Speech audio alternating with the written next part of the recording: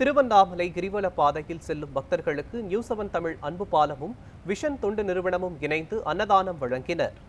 அண்ணாமலையார் கோவிலை சுற்றி 14 கிலோமீட்டர் கிரிவலத்தில் ஆந்திரா, கர்நாடகா, தெலுங்கானா, கேரளா உள்ளிட்ட பல்வேறு பகுதிகளிலிருந்து நாள்தோறும் லட்சக்கணக்கான பக்தர்கள் கிரிவலம் வருகின்றனர்.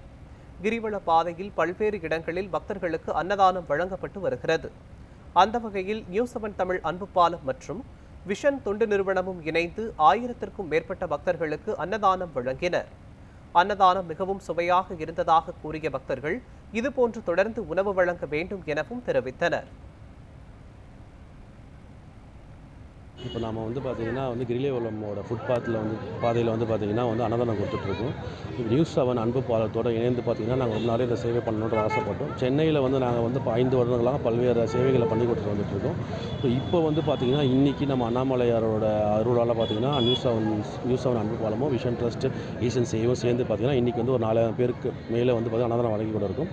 இந்த சேவையை நாங்கள் வாரம் வாரம் சனிக்கிழமை, அமாவாசை, பௌர்ணமி தொடர்ந்து செய்யணுன்றதை நாங்கள் அண்ணாமலையார்கிட்ட பிரார்த்திக்கிறோம். இங்கே நிறைய பேர் அன்னதானம் பண்ணிகிட்டு இருக்காங்க.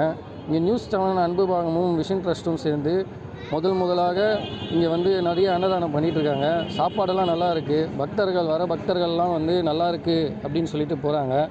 இது மீண்டும் மீண்டும் வளரும். இந்த அன்னதானம் நல்லபடியாக இதுக்கப்புறம் வளரணும்.